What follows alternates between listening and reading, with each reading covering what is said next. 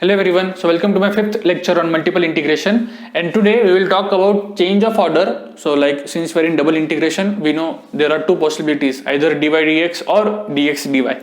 So we will talk about that change of order, its importance, and splitting of region, something which one should know, that how can we split the region if the region is not easy. Okay, so these are the two things I'm going to talk about, and for both the things I'm only going to take examples, because examples are the best way to explain the concept. So suppose their function is sin y upon y and the region is y equal to x equal to 0 and x equal to pi. So what is the first step? The first step is you draw the region. So what is y equal to x? It is this line, y equal to x line. What is x equal to 0? X equal to 0 is nothing but my y axis, and let me take this as y equal to pi. Let me take this upper triangle. So this is my y equal to pi. So this is the region I have. Now what is the first thing you do? You write down these corner points. So this is pi comma pi. So this is pi, this is 0. Okay, now I want to find the volume. So double integration of sin y upon y dy dx. Now since dy is inside, I mean you can choose any order, but I like dy dx. So I usually take dy dx. So dy dx, here you have limits of y, here you have limits of x. Okay, now, oh my god, okay, I should not go with my likeness, because the problem is I don't know what is integration of sin y upon y. How will you integrate sin y upon y? No, I don't know this. So if I go by this order, it will be difficult for me, because I don't know what is integration of sin y upon y. So in such cases, what you do, you don't go by this order, you reverse the order. So what you do is you take the order as dx dy, and let's see if that will be helpful or not. So inside limit of, you will have limits of x, because if I want to integrate with respect to x, this will be constant. So I know integration of dx is x only. So I will choose this order. Now I have choose the order. Now I want to find the limits. So what are the limits of x? To find the limits of x, you draw the line parallel to x axis. Now my x line is entering from y axis and it is coming out from y equal to x line. So therefore your limits are nothing but x is going from 0 to y. X is going from 0 to y, because this is y, x equal to y. And now to find the limits of y, you project this on y axis. So your y will go from 0 to pi. So this is what you have, and now I want to integrate. So y is going from 0 to pi. I want to integrate with respect to x. So my sin y upon y will remain as it is. What is integration of x? It is x only, 0 to y dy, and this is nothing but 0 to pi. Now the y will come here, and that y and y will get cancelled, and you only have sin y with you. And you know what is integration of sin y? It is nothing but minus of cos y from 0 to pi, and this is nothing but 2 is the answer. Right? So if you see, this was difficult to solve. I mean, when you take dy dx as the order, but then again, thanks to Fubini, I can interchange my order, and now the things becomes very much easy, and I got the answer as 2. Okay, so that's why don't go by your likeness, go by your smartness. Okay, so always see what you know, and accordingly solve the problem. So that's why I always say, draw the region, and before solving, just think which order you need or you will use to solve the integration. Okay, so that was one example. That's why change of order is important. Okay, now let's go for another example. We will again see its importance, that why we need to do change of order. Now in this case I will take one nice example. So suppose if I give you, let me take a circle, let me take half circle, 2, 2, and this is 2 minus 2. So this is nothing but, my region is nothing but x square plus y square equal to 4, and my y is greater equal 0.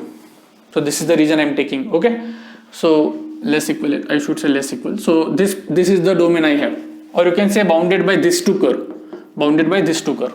Now I want to find the volume. So let me take my function f of xy is equal to 1. For simplicity, let me take 1. And I want to find the volume. So double integration 1 times. Now question is, which order should I choose? Let's go by dx dy, because last time this helped me. So let's go by dx dy. Okay, now this is what? So I need to find first the limits of x and then the limits of y. Okay. Let me not take 1. Let me take this y over here. I mean 1 is very easy, so let's bring y into the picture, because if I take 1, my goal won't be attained. So that's why I'm taking y over here. Now to find the limits of x, what do? You draw the line parallel to x axis. It is entering from this part of the curve, leaving from this part of the curve. What is this? X square plus y square equal to 4. But on this side my x is negative, so this is minus square root of 4 minus y square, and this part is plus square root of 4 minus y square. So I am having x from minus root of 4 minus y square to plus root of 4 minus y square. And once I have this, if I want to find the limits of y, I project on y-axis. So this is nothing but from 0 to 2. So y is going from 0 to 2. Okay, good. Now if I want to integrate with respect to x, so y is constant. So there is nothing but y and y into x minus root of 4 minus y square to plus square root of 4 minus y square dy. Now what is this? This is nothing but 2 times integration y square root of 4 minus y square dy. Yeah, so one way to do this is by substitution. You put 4 minus y square equal to t and you do the calculation. Okay, but again I don't like this square root coming over here, and also this is bit lengthy method. But what if I interchange the order? Will my job become simple? If not, but I know that this is simple thing. The only thing is this is bit lengthy because you need to do substitution again. So you can keep on solving with this. But suppose if I change the order, suppose now if I take dy dx, instead of dx dy, let me take dy dx. Y will be inside, x will be outside. Why I thought of taking this, or why I am thinking of taking this? Because here I am having y. When I integrate, it will become y square. So even if I have square root, that square root and y square will go away. Okay, so that's why I always say, whenever you solve with double, triple and any nth order integration, always be passive. Okay, always be active, don't be passive. Okay, so always see the function, see the domain, think what you will be getting and what will simplify your job. Okay, so now here, what is your y? To find the limits of y, you draw the line parallel to y-axis. So y is starting from 0 and it is going to y equal to 4 minus x square, square root of 4 minus x square. And when you project this on x-axis, your x will go from minus 2 to 2. Now you integrate with respect to y. What is integration? Y square by 2. So y square by 2, this is 0 to square root of 4 minus x square dx. And this is 1 by 2 outside integration. Now when this will come inside, your square root will go away. And see, there is no square root, so no need of substitution. You can simply integrate. So this is nothing but 4x from minus 2 to 2 minus x cube by 3, and this is again from minus 2 to 2. And you solve this, you get the answer. I won't be solving. You solve this, you get the answer. You can comment the answer, but then I won't be solving this. So see, that's how the change of order is very much important. Okay, now let me take one last example where I'll be telling you the splitting of the regions. Now many times what you will have is, you will have a region where you need to evaluate your double integral, but that region is quite difficult. So what you do is, you try to divide your region into say some disjoint union. So let me call this as my R1, let me call this as R2, and let me call this as your R3. So I am dividing my region R into disjoint union of 3 regions, R1 union R2 union R3. And my question is, I want to find double integration over R for the given function.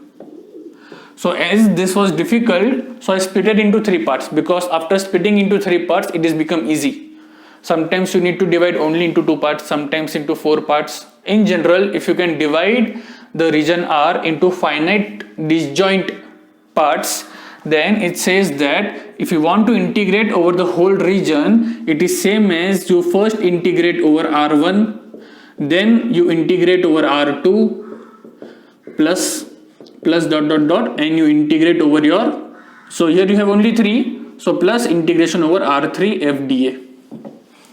So that's what the theorem says. If you are able to split your region into disjoint unions of the subregions, then integrating over the whole region is same as you integrate over the smaller regions which are disjoint, and then you simply add them up. And in this way, your life becomes pretty much easier. Okay, so let me explain you this with the help of an example. Suppose if I give you, let me take a very simple function. So suppose if I take the constant function 1, I am taking function to be 1, and let me take my region to be say bounded by y equal to x, say y equal to 2x, say x equal to 1 and x equal to 2. Now let's try to sketch the region. So what is y equal to x? It is this line. y equal to x. What is y equal to 2x? It will also be a line. Will it be above or below? Y equal to 2. So the slope is 2 and here the slope is 1. So slope is bigger, right? So this, it will be above. So this is y equal to 2x, x equal to 1 over here and x equal to 2 over here. So this is the region. Now suppose if I want to find volume double integration 1 dy, suppose dx dy. Now you observe carefully. Now if you observe carefully, to find the limits of x, now inside I will have the limits of x. To find the limits of x, I need to draw the line parallel to x-axis. Now if I draw the line parallel to x-axis, if I draw the line over here, it is entering from this line y equal to 2x and it is leaving from this x equal to 2. And if I draw this line, it is entering from different line, not the same line over here. So as you can see, the entering point are differing. Here you are having y equal to 2x line and here you are having x equal to 1 line. So from here you can see you are forced to divide your region into two parts. So what to do is you divide this into two parts. So this was my parallelogram or what quadrilateral you had over here, and you divide this into two parts. You call upper part as R1 and you call below part as R2. I hope you can see what I am writing. So upper part is R1. So what is my R? It is nothing but I am taking as R1 union R2. Okay, now here what are the limits of R1? So now let's do over R1. So let me call this as my R1. I am finding for R1. What are the limits of x? It is entering from this line. So what is my x from here? My x is nothing but y by 2. And it is leaving from this line. What is this? This is x equal to 2. And to find the limits of y, I project this much part. I project this much part on my y-axis. So if this is what? This is my y equal to x. So since this is 2, this part will be 2. And what is this? Since my x is 2, my y will be 4. So my y is going from, when you project, this is the part I will get. So my y is going from 2 to 4. So these are the limits for my region R1. Now we do the same thing for R2. You take v to be integration 1 times dx dy. When you are splitting the region, your order will not change. Here if you are taking dx dy, here also you will take dx dy. Okay, don't change the order. Okay, now for this part, this is the region. For x, again it is entering from this line. So my x is entering from x equal to 1 and it is leaving from this line, which is nothing but x equal to y. And when I project this over here, this is the part I will get. So my x is going, y is going from 1 to 2. Now this is easy to solve. You solve this answer, you solve this, you solve this, you will get some answer. Here also you will get some answer. You simply add them up and your job is over. Okay. So whenever you see that your entering part is differing, then you have to split the regions. Okay. But here in this case, if you have observed carefully, for this example, you can solve this example even without splitting the region. So let me redraw this. So you had y equal to x, y equal to 2x, x equal to 1, x equal to 2. Okay. So now here, if you had observed carefully, this was my domain over here. Instead of choosing dx dy, if suppose I will choose dy dx, will my job will become easy? Yes, it will. Why? Because if you observe, to find the limits of y, you simply draw the line parallel to y-axis. And when you do that, no need to split the region. Everywhere it is entering from the same line and everywhere it is leaving from the same line. So therefore, if I take this as my order, my y will enter from x and it will leave from 2x. And to find the limits of x, you simply project. So my x is going from 1 to 2. And if you try to solve this 1 to 2, this is nothing but x dx and the answer is nothing but 1 by 2, 4 minus 1. Answer is 3 by 2. 4 minus, yeah. Okay, so see, your job was very easy thanks to change of order and Fibonacci theorem.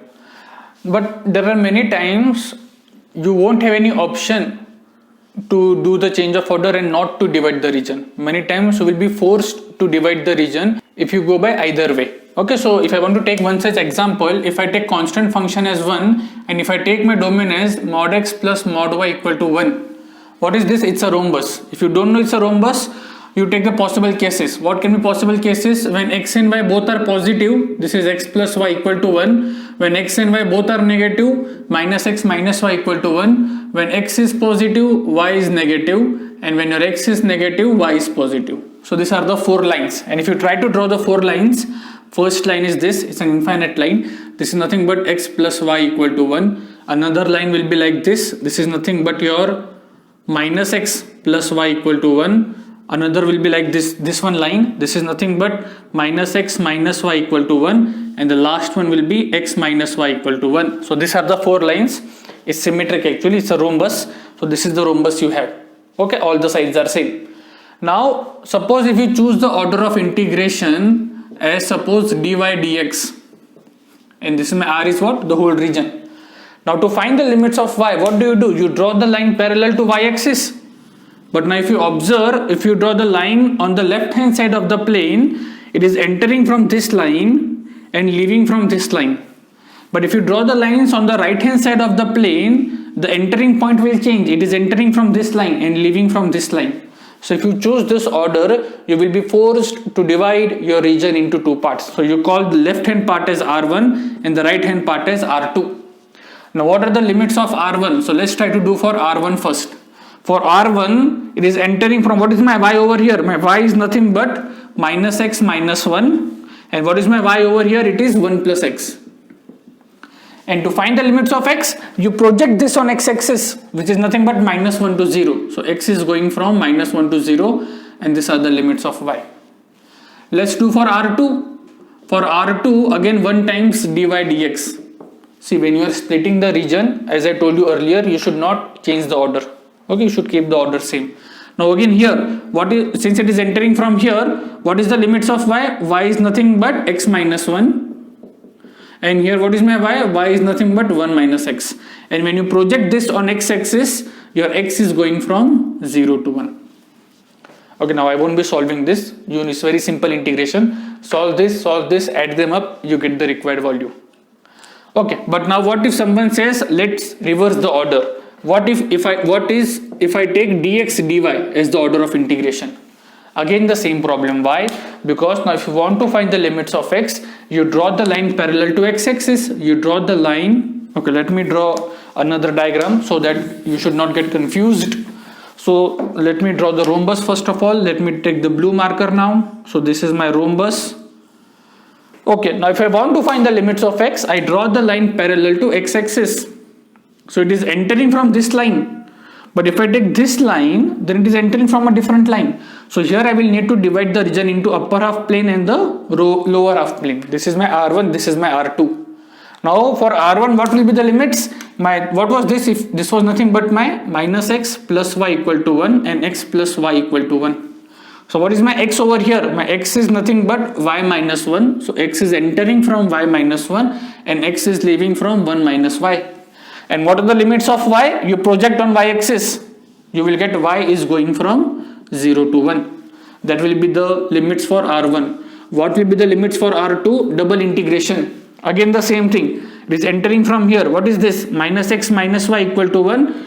X minus y equal to 1. So what are the limits of x? Your x is nothing but minus y minus 1. And what is your x over here? 1 plus y. 1 times dx dy. And what are the limits of y? If you project on y-axis, it is going from minus 1 to 0. These are the limits of y. Again you solve them, you add them. Thanks to Fubini, you get the same answer. So for some examples, you will need to divide the region, no matter whatever order you choose. Okay.